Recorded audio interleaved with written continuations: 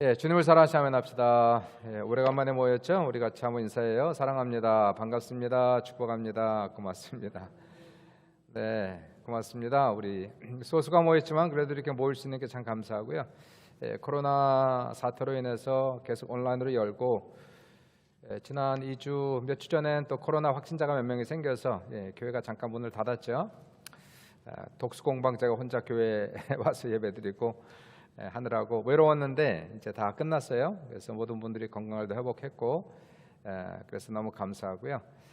이렇게 또 같이 예배를 드림에 진심으로 감사합니다. 내일 또 중요한 광고가 나간대죠. 포드가 어떻게 될지 또 다시 락다운이 될지 내일 광고한다고 하는데 내일은 내일 일이고 한번 우리 모일 때는 모여야죠. 모여서 우리 기도하고 이번 주는 괜찮을 것 같아요. 성금요일 날 예배를 드리고 그래도 이번 주일날 부활주일인데 같이 모여서 소수라도 지금 현재는 한 50명 정도 예상하는데 그 정도 나와서 우리가 예배를 그래도 함께 드리고 다음 주는 또 어떻게 될지 몰라도 그건 그때고요. 우리 모인 동안은 열심히 모여서 또 기도하고 예배하는 귀한 시간 갖길 바랍니다. 또 예배 참석하지 못해도 온라인으로 같이 예배하시는 귀한 모든 분들을 주님의 이름으로 축복을 드립니다. 고난주간 네 번째 날인데 한 주간 또 주님의 고난에 참여하고 묵상하면서 십자가의 크신 은혜가 우리의 귀한 심령 속에 넘쳐날 수 있기를 주님의 이름으로 축복합니다. 지난주에 이어서 하나님 나라에 대한 비유를 마태복음에서 13장을 보고 있는데 오늘은 24절부터 30절 13장 24절부터 30절 말씀 되겠어요?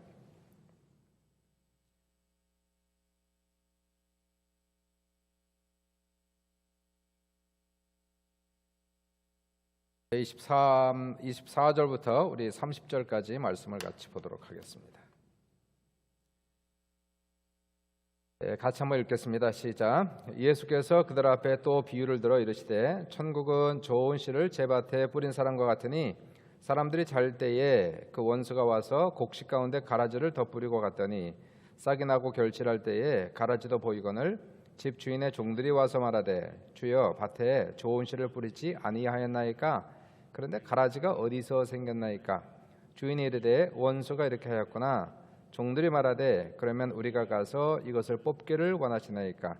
주인이 이르되 가만두라. 가라지를 뽑다가 곡식까지 뽑을까 염려하노라.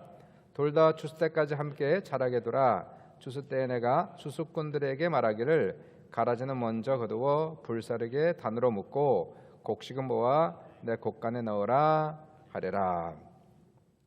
마태복음 13장에는 천국에 대한 비유 7가지가 나오고 있고요. 천국 비유라고 하는 것은 우리가 복음 사역할 때에 나타난 여러 가지 현상들을 비유적으로 지금 얘기를 하고 있는 겁니다. 지난주 한번 보세요. 지난주 비유가 4가지 땅의 비유를 들었죠. 4가지 땅의 비유는 복음 사역을 할 때에 사람들의 반응이 다르다는 것을 얘기를 하고 있었어요.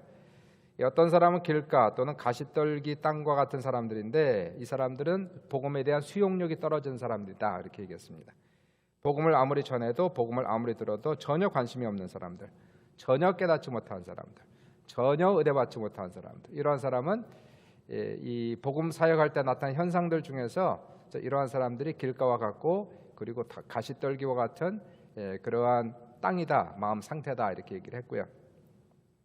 반면에 흙이 얕은 돌밭 그리고 좋은 땅, 이 사람들은 복음에 대한 수용성은 높아요.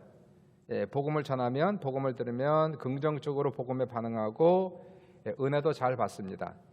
흙이 얕은 밭 그리고 좋은 땅, 둘 다 복음의 수용성은 높은데 돌밭의 문제는 신앙의 뿌리를 내리지 못한다는 거예요. 시간이 지나도 신앙의 뿌리가 내려지지 않는 사람들.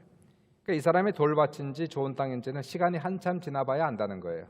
금방 모르고 시간이 오랜 세월이 지난 다음에서야 이 사람의 땅이 좋은 땅이었는지 돌밭이었는지 알 수가 있다는 겁니다. 시간이 한참 지나고 나서 처음에는 다 기쁨으로 받고 수용성이 높은 것 같은데 돌밭은 시간이 지나면 환난이나 시험이 올 때에 없는 사람이 어디 있어요? 살면서 예수를 믿어도 환난 시험이 없습니까? 있죠. 환난이나 시험이 오면 돌밭 같은 사람은 뿌리가 뽑히고 시험 들고 넘어지는 사람들, 이런 사람들이고요. 좋은 땅은 환난이 오고 시험이 와도 믿음이 변함이 없는 사람들, 오히려 그러한 환난과 고난 속에서 믿음의 뿌리를 더 깊이 내린 사람들, 이러한 사람들이 좋은 땅이다 하는 거예요. 그래서 복음 사역을 해보면 이 현상들이 나타난다는 겁니다. 이러한 현상도 우리가 쉽게 볼 수가 있게 되는데 마태복음 13장은 이러한 현상들을 비유적으로 얘기한 것이 천국 비유다 이렇게 얘기를 하고 있는 거예요. 오늘 두 번째 비유를 보시면 이 두 번째 비유는 또한 복음 사역을 할 때 나타난 또 다른 현상을 지금 얘기하고 있는 겁니다. 그래서 우리가 복음 사역하다 보면 복음을 전하면서 하나님 나라가 이 세상에 서서히 구현돼 가는 과정 속에서 하루아침에 이루어지지 않지 않습니까? 하나님의 나라는 서서히 자라가는 것이고 서서히 성장하는 것이고 서서히 구현돼 나가는 것인데 우리가 복음 사역을 하고 전도를 하고 교회 사역을 하다 보면 이 하나님의 나라가 서서히 구현돼 가는 과정 속에 나타나는 현상을 오늘 24절에서 30절까지 또 다른 비유로 지금 설명을 하고 있는 거예요.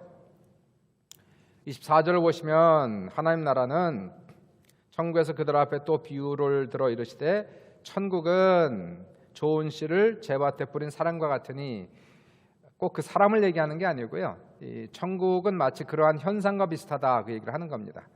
어떤 사람이 좋은 씨를 자기 밭에 뿌리는 것과 비슷하다 그렇게 얘기를 하고 있어요. 자, 한번 보십시다. 나중에 예수님이 해석을 하고 있지만 그것을 읽지 않고 우리가 한번 이 비유는 무엇을 의미하고 있는가를 한번 물어볼게요. 여기서 말하는 좋은 씨 24절 다시 한번 목사님 열어주시고 천국은 좋은 씨를 제 밭에 뿌린 사람과 같다. 이 좋은 씨는 누구를 얘기합니까? 좋은 씨. 천국은 좋은 씨를 이 좋은 씨는 누구예요? 좋은 씨가 누굴까요? 좋은 씨는 하나님의 자녀들을 얘기하는 거예요. 하나님의 자녀들. 좋은 씨가 이 세상에 뿌려졌다 얘기하는 것이고 그리고 이 밭은 뭘 얘기합니까? 이 밭. 좋은 씨가 밭에 뿌려졌어요. 이 밭은 세상을 얘기하고 있는 겁니다. 세상이고요.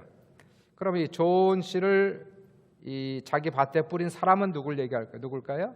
이분은 나중에 보시면 인자라고 나와요. 인자. 다시 한번 예수님을 얘기하는 겁니다. 그러니까 예수님 믿는 사람들, 예수님을 따르는 사람들을 심어주신다 얘기가 되는 거죠. 이 세상에 예수님께서 예수를 믿고 예수를 따르는 사람들 이 세상에 심어줄 것이다. 그 얘기를 지금 하고 있는 것이고요. 자, 그렇습니다. 그게 이제 24절, 25절 한번 열어주시면 25절에서 사람들이 잘 때에 그 원수가 와서 곡식 가운데 가라지를 덧뿌리고 갔다 이렇게 얘기하죠. 곡식은 누굴까요? 곡식이 여기서 나가는 좋은 씨예요. 좋은 씨가 자라서 곡식이 되는 겁니다. 다시 말해 곡식은 하나님의 자녀를 얘기하는 거예요. 하나님의 자녀, 곡식, 밭, 곡식이 많이 있어요. 근데 거기에 원수가 가라지를 뿌렸다는 거예요. 그럼 여기서 원수는 누굴까요? 원수는 마귀를 얘기합니다. 마귀가 씨를 뿌리는데 그 마귀는 가라지를 뿌렸다는 거예요. 가라지는 누굴까요? 그럼요? 가라지는 마귀의 자녀를 얘기한다 이렇게 얘기해요. 이건 제 해석이 아니라 나중에 뒷부분을 읽어나가시면 13장에 예수님이 직접 해석을 그렇게 해주세요.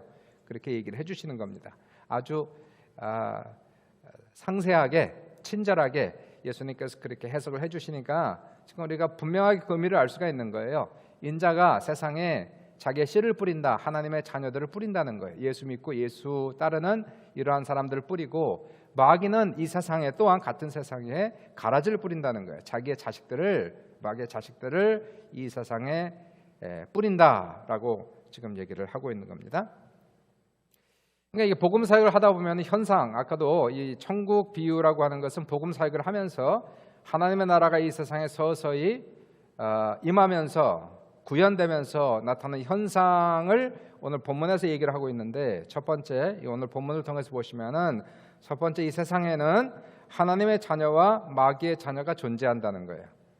이 세상에는 하나님의 자녀와 마귀의 자녀가 존재하고 있다라고 하는 것을 봅니다. 하나님의 자녀는 누굴까요? 하나님의 씨가 그 속에 있는 사람들. 하나님의 씨가 그 속에 있는 사람. 저는 주씨죠. 제 씨가 있으면 주씨가 되는 겁니다. 그래서 하나님의 자녀의 씨가 있는 사람들이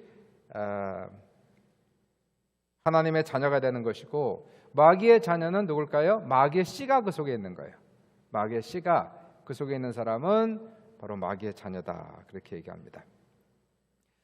놀라운 것은 이 두 종류의 사람이 어디에 있다는 겁니까? 세상이 밭은 세상 아닙니까? 세상이라고 얘기하는데 이 밖에 있는 세상만 얘기하는 것이 아니고 이 온 세상을 얘기하는 거예요. 다시 말해서 하나님의 자녀와 마귀의 자녀는 동시에 같은 가정에 존재할 수도 있다는 거예요. 하나님의 자녀와 마귀의 자녀는 동시에 같은 교회 안에도 존재할 수가 있다는 것을 지금 이야기를 지금 하고 있는 겁니다. 어떻게 그런 일이 있을 수 있을까요? 세상에 마귀의 자녀가 있다, 이것은 충분히 이해할 수 있는데 어떻게 같은 가정에 하나님의 자녀와 마귀의 자녀가 동시에 존재할 수 있을까? 충분히 그럴 수 있어요. 성경을 통해서 우리는 알 수 있는 것이 아담과 하와의 사건 속에서 창세기 4장을 보시면 아담과 하와가 동침하여서 자녀를 낳지요. 첫째 아들의 이름이 가인, 둘째 아들의 이름이 아벨, 이렇게 나와요. 가인과 아벨을 낳았습니다. 가인은 누구의 자식? 마귀의 자식. 아벨은 하나님의 자식이었단 말이에요. 같은 배에서 나온, 같은 부모 속에서 마귀의 자녀가 나오고 하나님의 자녀가 나왔단 말이에요. 어떻게 이런 일이 있을 수 있을까 생각해 보시면 참 이거 무서운 일 아닙니까? 야, 내 뱃속에서 하나님의 자녀도 나오고 마귀의 자식도 나온단 말이에요. 하나님의 자녀가 나오는 건 감사한데 어떻게 마귀의 자식이 나올 수가 있느냐는 얘기입니다. 우리는 그 이유를 분명히 알 수 있죠. 창세기 3장에서 아담과 하와가 죄를 범하지 않습니까? 그래서 원죄가 들어가고 마귀의 씨가 그 속에 들어가는 거예요. 아담과 하와 속에 죄의 씨, 원죄, 마귀의 씨가 들어가면서 이제 같은 아담과 하와를 통해서 마귀의 자녀가 생산되기도 하고 하나님의 자녀가 생산될 수도 있다는 것을 지금 성경은 보여주고 있는 겁니다. 내 가정에 마귀의 자식이 나왔다. 이거 참 무서운 일이에요. 이거는 저주입니다. 하나님의 자녀가 나왔다. 큰 축복이죠. 우리가 자식을 낳을 때에, 자식을 키울 때에 중요한 것은 하나님의 자녀를 낳는 게 중요한 거 아니겠습니까? 내가 낳은 자식이 하나님의 자녀로 성장하는 게 중요하지 않겠습니까? 일반적으로 우리는 세상적인 생각을 많이 합니다. 자식이 공부 잘하고 세상에 나가서 돈 잘 벌고 성공하고 그것을 가장 중요한 것을 여기고 그렇게 살아가는데 그게 가장 중요한 게 아니에요. 아무리 세상적으로 그 사람이 잘 나가도 마귀의 자녀랑 무슨 소용이 있겠습니까? 예수를 믿지 않고 예수 따르지 아니하고 저주의 자식이라면 아무 의미가 없는 것이에요. 차라리 영적인 사람은 세상적으로 내 자식이 그렇게 뛰어나지 못해도 그냥 에버리지만 되면 돼요. 아니 에버리지도 못해도 괜찮아요. 조금 못해도 해요. 무명해도 괜찮아요. 차라리 내 뱃속에서 나온 자식이 예수 잘 믿고 하나님 경외하고 평생 하나님 섬기다가 그리고 천국 가는 자녀가 나오는 것이 가장 중요합니다. 믿어주시면 아멘 합시다. 말라기 2장 15절을 보시면 그 결혼에 대한 얘기를 해요. 하나님께서 말라기에서 결혼을 거룩하게 지키라 그 얘기를 해요. 결혼 생활을 거룩하게 살라 그 얘기합니다. 부부지간에 결혼 생활을 거룩하게. 그래서 남편은 아내에게 악을 행하지 말라 그런 얘기를 많이 하죠. 근데 그 이유를 설명합니다. 왜요? 그 이유는 이는 경건한 자손을 얻고자 하심이라 그렇게 얘기하는 거예요. 참 우리가 자녀 생산에 있어서 우리가 영적으로 볼 때에 자녀는 우선은 예수를 잘 믿는 자녀가 나와야 돼요. 그리고 하나님을 경외하고 반드시 내 자식은 천국 가는 자식이 되시기를 주님의 이름으로 축복합니다. 그래서 우리가 기도할 때에 혹시 여기 영 커플이 있다면 혹시 온라인으로라도 보는 분들이 있다면은 자녀를 생산하기 위해서 아내와 동침하기 전에 기도하는 게 중요합니다. 하나님을 잘 믿는 거룩한 자녀가 생산되게 하소서. 너무너무 중요한 거예요. 하나님의 자녀가 있고 마귀의 자녀가 있다. 오늘 설교를 준비하면서 인터넷을 찾아봤더니요, 어떤 목사님께서 크리스천 신문에 이런 글을 실으셨어요. 하나님은 그 누구도 태어날 때부터 마귀의 자녀로 태어나게 하지 않았습니다. 인간 스스로가 마귀의 미혹에 빠져 마귀를 선택했기 때문에 마귀의 자녀가 되는 것입니다. 물론 마귀의 자녀로 있다가도 예수 그리스도의 십자가를 통하여 하나님의 자녀가 될 수 있습니다.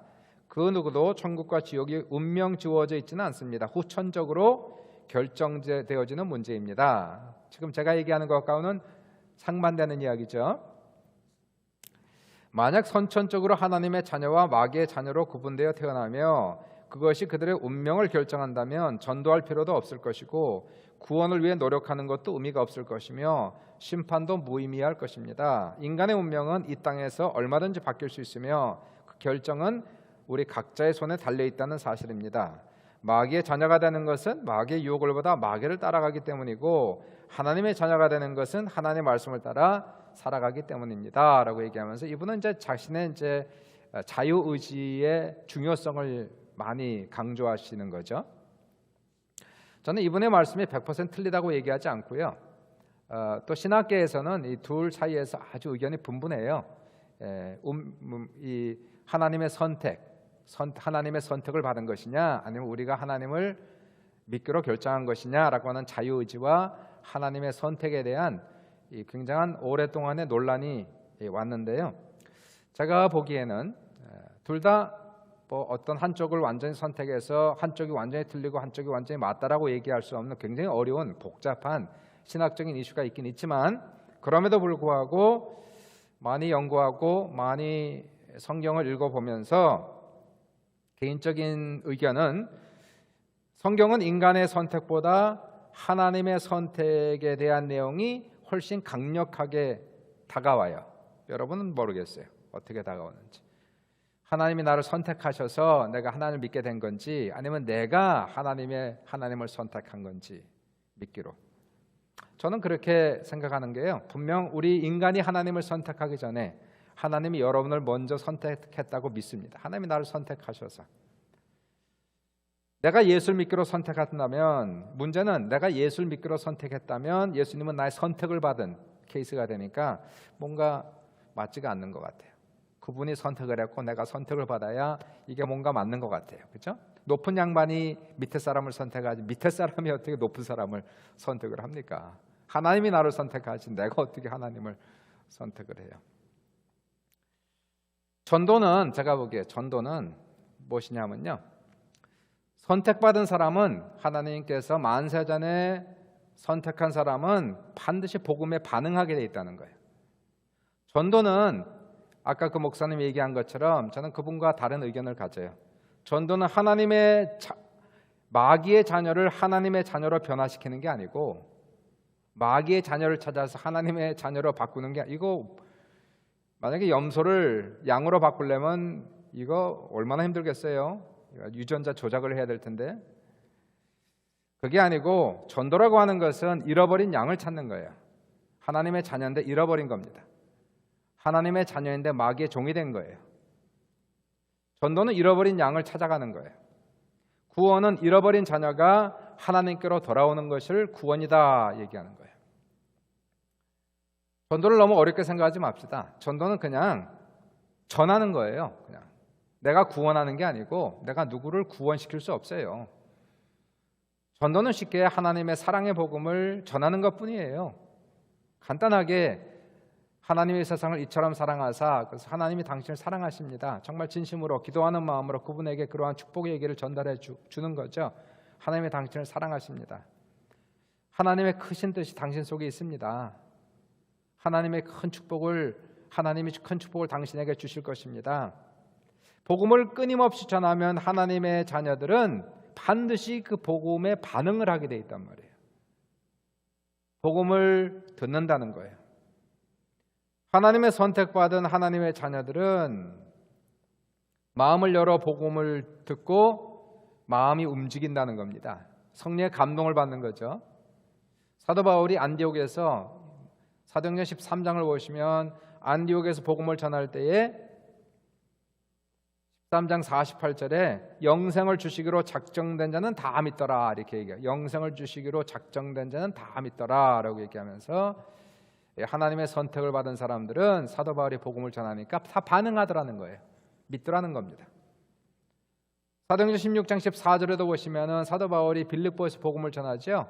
기도처를 찾다가 여자들이 빨래하는 곳을 찾아가서 복음을 전했을 때에 보통 대여섯 명이 같이 빨래하지 않습니까? 여성들이 그 당시에 인도를 가니까 그렇더라고요. 여자들이 모여서 시냇가에서 아니면 이런 어떤 물가에서 빨래를 하더라고요. 대여섯 명 모여서 복음을 전하는데 성경을 보니까 루디아라고 하는 한 여자가 말을 듣고 있을 때 주께서 그 마음을 열어, 이렇게 주님이 그 마음을 열어 바울의 말을 따르게 하신지라, 이렇게 얘기하고 있어요. 하나님께서 다 하시는 겁니다. 하나님께서 선택한 자의 마음을 열어 누군가 복음을 전할 때에 복음을 듣게 하시고 복음에 반응하게 하시고, 그리고 루디아는 온 가족이 예수를 믿고 세례받고 주님을 따르는 귀한 가정이 되는 것을 우리가 볼 수가 있게 돼요. 물론 우리가 하나님의 자녀와 마귀의 자녀를 구분하는 것은 쉽지 않고 결코 판단할 수 없어요. 이 판단이 쉽지가 않습니다. 모든 판단은 주님이 오시는 그날까지 맡기라, 그렇게 되지 않습니까? 사람은 우리가 쉽게 이 사람 하나님의 자녀, 이 사람은 마귀의 자녀, 이 사람은 양, 이 사람은 양, 이렇게 얘기하면 안 돼요. 이 사람은 곡식, 이 사람은 가라지. 이거 함부로 우리가 얘기하는 것은 이것은 교만입니다. 그렇게 쉽게 얘기할 수 없어요. 설사 내가 몇 번 전도했는데 이 사람 믿지 않다, 강팍하다, 이 사람 마귀의 자식이다, 이렇게 얘기하면 안 돼요. 우리가 하나님의 자리에 있을 수가 없는 거예요. 하나님의 자리에서 막 사람들을 막 이렇게 정죄하고 판단하는 것은 이건 영적 교만이에요. 몰라요. 우리는 잘 몰라요. 우리는 다른 것은 포기해도 사람은 포기할 수 없어요. 이 사람이 정말 마귀의 자녀인지 잃어버린 양인지 어떻게 알겠어요? 어떤 사람은요, 영혼이 너무 오랫동안 종살이했기 때문에, 마귀의 종살이했기 때문에 그 사람의 영혼이 마귀의 옥에 갇혀있기 때문에 반응을 하고 싶어도 반응하지 못하는 영혼들이 있단 말이에요. 마귀가 그의 눈을 가리고 마귀가 그의 귀를 가려서, 마귀가 그의 입을 가려서 복음의 영광이 비치지 못하게 하는 잃어버린 양들이 있기 때문에 우리가 이러한 사람들을 쉽게 판단하거나 포기하는 것이 아니라 우리의 사명은 모든 사람을 사랑하고 모든 사람에게 복음을 전하는 것이 우리의 사명이에요. 사람을 포기하지 않고, 특별히 우리가 영적 싸움이기 때문에 기도하고 성령 충만받고 이러한 사람들에게 하나님의 사랑을 진심으로 전해줄 때 하나님이 당신을 사랑하십니다. 하나님이 당신을 사랑하십니다. 그런 말씀을 전할 때에 이러한 사람들이 언젠가는 복음에 긍정적으로 반응하는 날이 온다는 거예요. 믿음으로 반응하고 예수 믿을 때에 마귀에게 붙들린 사람들이 자유함을 얻고 주께로 돌아오는 그것을 우리는 구원받았다, 거듭났다, 그 얘기를 하고 있는 겁니다. 그래서 첫 번째 오늘 본문을 보시면은 예수님께서 복음을 전하다 보시면은 확실한 현상이 나타나는데, 이 세상에는 하나님의 자녀가 있고 마귀의 자녀가 있다는 것을 얘기하는 것이고, 두 번째 하나님의 자녀와 마귀의 자녀는 열매로 구분한다 하는 거예요. 열매로. 물론 금방 몰라요. 오늘도 보지만 26절 27절 한번 열어보시면 예수님이 싹이 나고 결실할 때에 가라지도 보이거늘, 이게 나중 얘기입니다. 결실할 때 보는 거예요.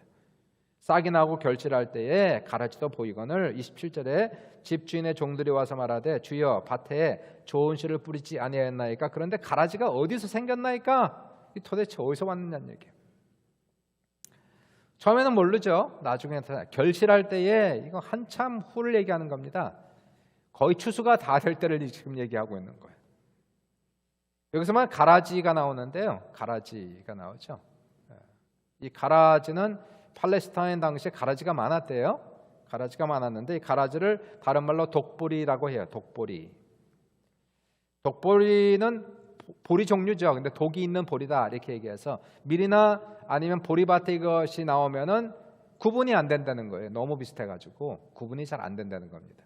아예 불가능하대요. 초창기에는 이게 보리 종류니까, 근데 독이 있는 보리니까 나중에 열매를 맺을 때 열매를 보면은 나중에 안 되는 거라, 그것이 진짜 열매인지 아니면 독이 있는 것인지 열매를 보고 하는 거지, 그 줄기나 가지를 보고선 도저히 알 수 없는 것이 여기 나오는 가라지다라고 얘기하는 거예요.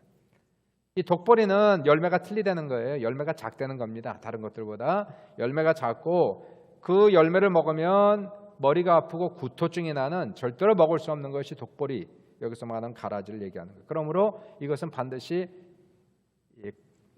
가려내야 되는, 곡식으로부터 반드시 가려내야 되는, 그 안에 들어가면 잘못하면 사람들 구토 일어나니까 그렇다는 거예요.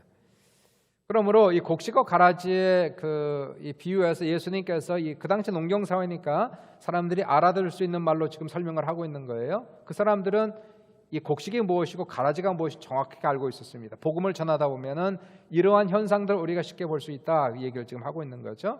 하나님의 나라가 서서히 임재할 때에 하나님의 자녀들과 마귀의 자녀들이 구분되어지는데 나중에 보면은 서서히 그러나 확실하게 이러한 모습들이 열매로 나타날 것이다, 이 얘기를 하고 있는 겁니다. 물론 너무 쉽게 우리가 판단은 절대로 할 수가 없습니다. 자, 우리가 착각하지 말아야 될 것이 하나가 있는데, 사람은 무엇을 보고 합니까? 열매를 보고 그 사람을 아는 거예요. 그 사람이 열매를 보고 그 사람을 아는 겁니다. 처음에는 하나님의 자녀와 마귀의 자녀가 잘 구분되지 않지만 시간이 지나갈수록 열매를 볼수록 우리는 조금 더 분별을 할 수가 있게 돼요. 우리가 믿고 입술의 고백 중요하지, 입술의 고백보다 더 중요한 것은 고백에 합당한 열매다는 거예요.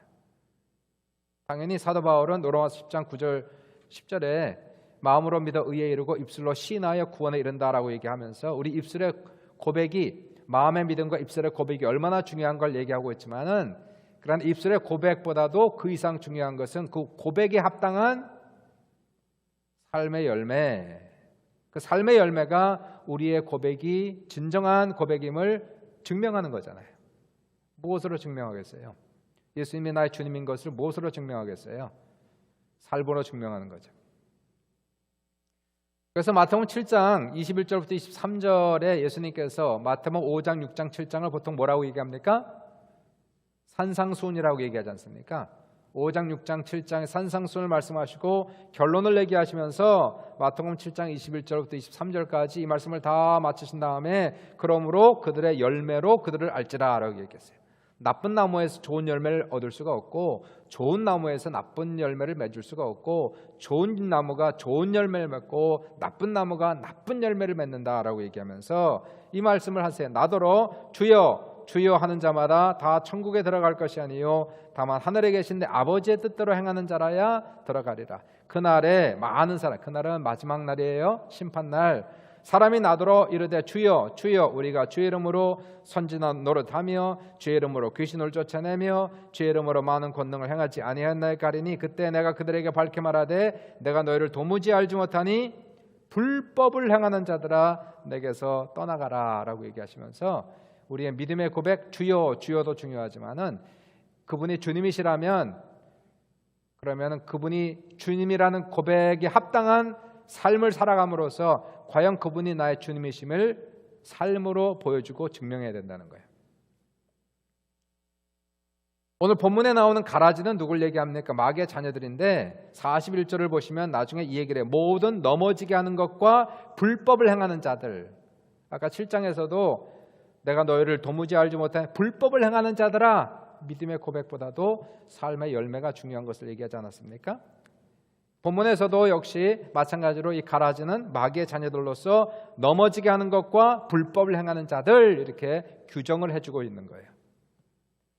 겉으로는 경건해 보이고 입술에 고백은 있을지 몰라도 마음이 악한 사람들이에요.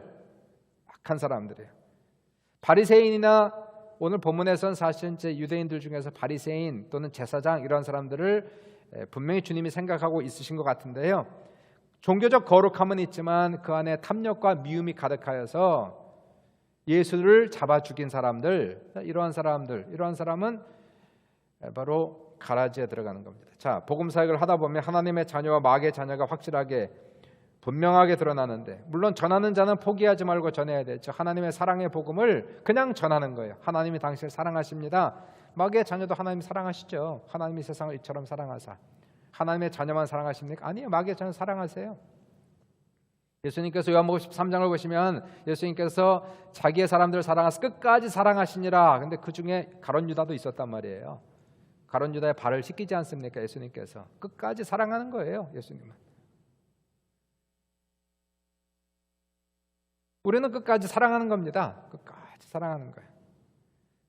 우리가 전하는 자가 포기하면 안 돼요. 사람을 포기하면 안 돼요. 남편을 포기하면 안 돼요. 아내를 포기하면 안 돼요. 부모와 자식을 포기하면 안 돼요. 언젠가 끝까지 포기하면 하나님의 사람들은 그 사랑의 복음, 생명의 복음에 반응을 해요. 반응을 합니다. 수용성이라고 그랬지 않습니까? 수용성이 있단 말이에요. 복음을 수용한단 말이에요. receptivity가 생긴단 말이에요. 하나님의 자녀들은. 그런데요, 오늘 본문을 잘 읽어보시면은 하나님의 자녀들은 그런 구원받고 거듭나고 또 특징이 하나가 있는데, 입술에 고백을 드리게 되겠죠. 예수님은 나의 주님이십니다. 고백하게 되는데, 또한 하나님의 자녀들은 하나님처럼 착하고 의로워지기를 위해서 노력하는 거예요. 빛의 자녀는 빛을 내는 겁니다. 빛의 자녀는 빛이 나는 거예요. 빛의 자녀이기에 빛이 되어 살아가는 거예요. 설사 우리가 죄를 범하였을지라도 우리는 회개하고 죄를 미워하고 죄와 싸우는 특징이 있단 말이에요. 하나님의 자녀의 특징은 그런 거예요. 우리가 어떻게 죄를 안 짓고 삽니까? 죄를 범하지요. 약하니까, 유혹이 많으니까 넘어지는 경우가 있어요. 그러나 우리는 그러한 중에 죄를 범하면서도 죄를 미워하고 죄를 싫어하고 죄와 싸워요. 회개하고 또 죄를 버리고. 반면에 마귀의 자녀를 보시면 마귀의 자녀는 수용성이 먼저 없어요. 리셉티비티가 없어요. 반응을 하지 않아요. 아무리 사랑한다 그래도, 아무리 주님이 돌아가셨다 해도 전혀 반응을 하지 않습니다. 하나님에 대한 관심이 없고 천국과 지옥을 절대로 믿지 않습니다. 이 세상이 전부인 것처럼 그렇게 살아가요. 그런 사람이 교회를 다니고 세례를 받았다고 구원을 받았나요? 아니죠. 10년을 다녀도 집사를 받아도 그러한 사람은 구원을 받았다고 얘기하는 게 아닙니다. 거듭났다고 얘기할 수가 없는 거예요. 또 다른 하나, 마귀의 자녀의 특징은 죄악을 떡 먹듯이 하면, 하나님을 두려워하지 않으니까 죄를 떡 먹듯이 하는 거예요. 그리고 죄를 회개하지 않습니다. 이게 마귀의 자녀의 아주 큰 특징인 것을 볼 수가 있게 돼요. 창세기 4장에서 가인이 아벨을 죽인 것을 생각해 보십시오. 하나님의 자녀라, 가인이 만약에 하나님의 자녀라면 하나님이 꾸중을 받았을 때, 꾸중 받지 않습니까? 재물을 받지 않자 그의 안색이 변했을 때 하나님께서 내 안식이 왜 변하였느냐 이렇게 하면서 죄가 문에 엎드려졌으나 너는 죄를 다스릴지니라 이렇게 경고했잖아요. 하나님의 자녀라면 하나님의 꾸중을 듣고 그리고 회개했을 거예요. 가인은 회개하지 않습니다. 그렇죠? 하나님께서 꾸중하셨는데 회개하지 않고 분노하고 앙심을 품고 미워하고 살인해요. 이게 마귀 자녀의 특징이란 말이에요. 회개가 되지 않습니다. 회개하지 않습니다. 악을 행하도 악을 즐거이 행하고 기뻐이 행하며 죄가 죄인지를 알지 못하고 끝까지 그렇게 살아가는 사람들, 그러다 죽는 사람들, 이런 사람을 어찌 하나님의 자녀라 얘기할 수 있나요? 가라지는 보십시오. 가라지는 곡식 가운데 있어요. 오늘 본문에 보시면 복음을 전하다 보면 가라지와 곡식이 같이 자라는 겁니다. 양과 염소가 같이 있는 거예요. 가라지는 곡식 가운데 있지만 곡식이 아닙니다. 곡식처럼 보이지만 곡식이 아닌 거예요. 가라지는 곡식처럼 보이지만 곡식이 아니에요. 오히려 곡식에게 많은 피해를 끼치고 있는 게 가라지다라고 오늘 본문에서 얘기하고 있지 않습니까? 가인이 아벨을 죽였듯이 예수님이 제사장들의 손에 의해서 죽으셨듯이 오늘날도 마귀의 자녀는 하나님의 자녀를 유혹하고 괴롭히고 핍박하고 넘어지게 한단 말이에요. 그게 마귀의 자녀. 마귀의 자녀는 하나님의 자녀들을 넘어지게 하는 사람들이에요. 믿음을 넘어지게 하는 사람들. 이게 마귀의 역사죠. 마귀의 역사는 하나님의 사람들을 유혹하고 믿음으로부터 멀어지게 하는 특징이 있다는 것을 얘기하고 있어요. 교회를 파괴합니다. 그래서 교회는 예수님께서도 말씀하시지만은 이 교회는 가라지가 뿔을 내리지 않도록 기도를 많이 해요. 시험에 들지 말게 하옵시고 우리로 시험에 들게 하지 마옵시고 교회가 한번 시험 들면 큰 문제가 여러분 교회 한번 보세요. 큰 교회도 한번 문제가 나면 그 큰 교회들이 풍지박살나요. 아주 산산조각이 납니다. 무섭습니다. 교회는 싸우면. 이게 사람이 아니에요. 그거는 마귀의 역사지 사람이 하는 일이 아니란 말이에요. 그래서 교회는 가라지가 뿔을 내리지 못하도록 기도를 많이 해야 될 것이고 설사 교회가 시험에 들었다면 가라지는 사람이 임의로 뽑질 못해요. 억지로 뽑혀지질 않습니다. 악한 자들은 결코 안 나가려고 그래요. 안 나갑니다. 죽어도 안 나가. 그게 사명인데 사람을 해치고 하나님의 일을 방해하고 교회를 파괴하는 것이 사명으로 알고 있는데 나갑니까? 안 나가요. 그러니까 이러한 사람들 오늘 본문도 얘기하지만 가라지를 뽑다가 곡식까지 뽑을까 염려하노라 라고 얘기하고 있어요. 가라지는 뿌리를 깊이 내립니다. 잘 안 뽑힙니다. 그리고 옆에 있는 곡식들에게 피해를 줍니다. 모든 에너지를 다 뽑아갑니다. 이러한 가라지가 내리지 말아야 될 것이고 설사 내렸다면 이거는 임의적으로 뽑을 수가 없어요. 인간적으로 대항해 싸우면 더 큰 문제가 일어나요. 그러한 경우에는 하나님 앞에 정말 많이 기도해야 돼요. 금식하며 기도해야 돼요. 하나님께서 뽑지 않고서는 결코 사람이 뽑을 수가 없는 것이 가라집니다. 우리의 삶 속에서 이러한 사람을 만나지 않았으면 좋은데 교회만 있는 게 아니라 세상에도 있거든요. 널려 있어요. 악인을 만날 경우가 있습니다. 악인을 대항하면 안 됩니다. 악인은 대항하면은 같이 망할 수가 있어요. 그냥 기도해주고 악인은 맡겨야 돼요. 하나님께. 맡기는 게 최상이다 하는 거예요. 세 번째 마지막으로 하나님의 자녀와 마귀의 자녀는 확실한 결말이 있다는 것을 오늘 본문에서 얘기하고 있어요. 30절 열어보세요. 둘 다 추수 때까지 함께 자라게 두라. 추수 때 내가 추수꾼들에게 말하기를 가라지는 먼저 거두어 불사르게 단으로 묶고 곡식은 모아 내 곡간에 넣으리라 이렇게 얘기하고 있죠. 그래서 가라지는 어디에? 불사르게 단으로 묶고 곡식은 곡간에. 41절에 예수님이 이렇게 해석을 하세요. 인자가 그 천사들을 보내리니 그들이 그 나라에서 모두 넘어지게 하는 것과 불법을 행한 자들, 이게 가라집니다. 마귀의 자식들, 넘어지게 하는 사람들, 믿음의 생활을 넘어지게 하는 사람들, 이러한 사람과 불법을 행하는 자들 거두어내어 풀무불에 던져넣으니, 이 풀무불은 뭘 얘기하고 있어요? 하나님의 심판, 지옥불을 얘기하는 거예요. 거기서 울며 이를 갈게 되리라. 때에 의인들은 자기 아버지 나라, 의인들은 누구예요? 하나님의 자녀들은 자기 아버지 나라에서 해와 같이 빛나리라. 귀 있는 자는 들을지어다. 곡식은 천국으로, 가라진 영원한 멸망의 불로 들어간다. 이렇게 심판이 결정이 되어 있다는 말이에요. 여러분, 눈에 보이는 세상이 전부가 아닙니다. 눈에 보이지 않는 세상이 있고 영원한 세상, 천국과 지옥이 있다는 것을 믿으시길 주의 이름으로 축원합니다. 지금은 곡식과 가라지가 섞여 있어요. 양과 염소가 같이 있어요. 하나님의 자녀와 마귀의 자녀가 함께 섞여 사는데 지금 이 세상에선 하나님 심판이 다 일어나는 게 아니에요. 여기에서 하나님의 심판이 다 끝나는 게 아닙니다. 반드시 악인은 악인대로 선인은 선인대로 하나님 심판하신 그날이 반드시 올 것이다 얘기하는 것이고, 가라지는 모아서 불에, 곡식은 모아서 곡간에 들어간다라고 얘기하고 있어요. 사랑하는 여러분, 만약에 천국과 지옥이 없다면 이 세상은 너무나 불공평, unfair. 이 세상이 너무나 unfair한 거예요. 어떻게 이런 세상이 있을 수가 있어요? 이게 무슨 공평한 세상입니까? 이 세상은 공의가 사라진 것처럼 보이고, 만약에 이 세상이 전부라면 하나님을 차라리 안 믿고 말지. 어떻게 하나님이 있는 것 같아요? 이 세상이? 아니, 악한 사람은 심판하시고 선한 사람은, 착한 사람은 좀 이렇게 복을 주셔야 이게 공의로운 하나님이지. 이게 무슨 세상이, 이게 뭐예요? 이게 망가질 때 다 망가지고. 하나님이 정말 살아계시다면 어떻게 이런 일이 있을 수 있단 말이에요. 수많은 죄악들을 먹고 마시면서도 잘 사는 사람들이 있는가 하면 아무런 죄 없이 그냥 억울하게 죽어가는 수많은 사람들이 있는데, 이걸 보고 하나님이 만약에 계시다면, 이걸 가만 놔둔다면 그게 하나님이 있는 겁니까? 그게 하나님의 사랑입니까? 그게 하나님의 공입니까? 그런데 오늘 본문을 잘 읽어보시면 그게 아니라는 얘기예요. 하나님은 공의로운 하나님이시다. 무엇 때문에? 마지막 심판이 있기 때문에 공의롭다 하는 거예요. 하나님은 심판을 마지막 때까지 남겨두셨다라고 얘기하면서 가라진 그냥 놔두라 이렇게 얘기하는 거예요. 뽑지 말라, 죽이지 말라 그렇게 얘기해요. 마지막 심판이 올 것이다. 마지막 심판.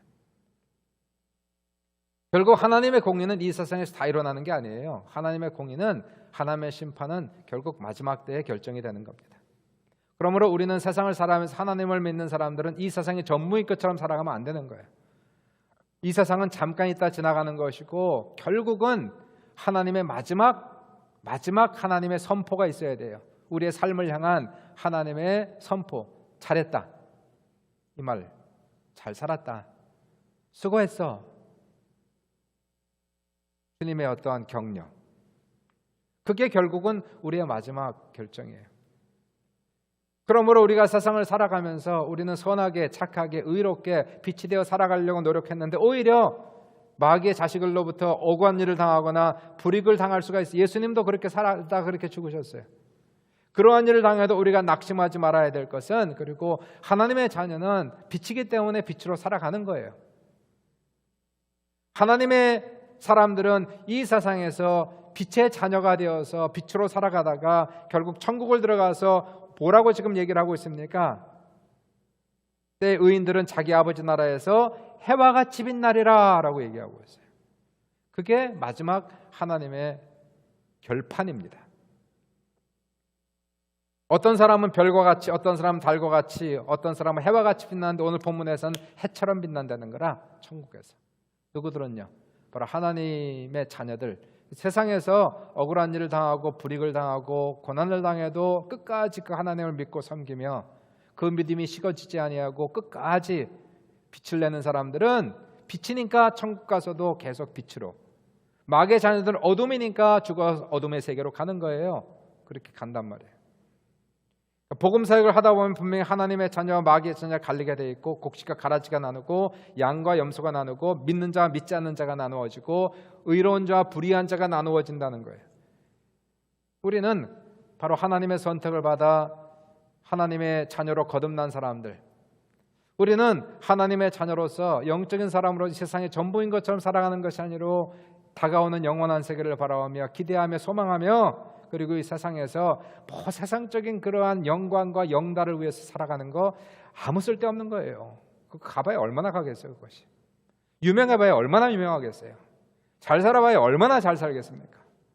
세상에서는 그런 것이 우리의 소망이 될 수가 없어요. 우리의 소망은 이 세상에서 정말 예수 잘 믿고 잘 섬기고 빛이 되어 살아가다가 설사 그렇게 살아가면서도 어떠한 불이익을 당한다 할지라도 나는 빛이기 때문에 빛을 낼 수밖에 없는 거예요. 그게 내 씨니까.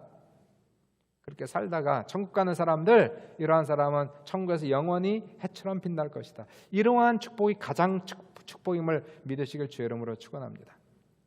이게 결국은 마지막 하나님의 공의로운 심판이 된다라고 얘기하는 것이에요. 예수 잘 믿으시길 주님의 이름으로 축원합니다. 아무리 힘들고 어려워도 예수 끝까지 잘 믿읍시다. 잘 갑시다. 끝까지 결승점까지 잘 뛰어갑시다. 그래서 마지막 주님께서 우리를 보실 때 수고했다, 잘했다, 충성된 종아, 내가 작은 일에 충성하였으니 내가 큰 것으로 너에게 맡기리라 라고 할 수 있는 바로 이 하나님의 칭찬을 받을 수 있는 귀한 주의 백성 자녀들 다 될 수 있기를 주님의 이름으로 축복합니다.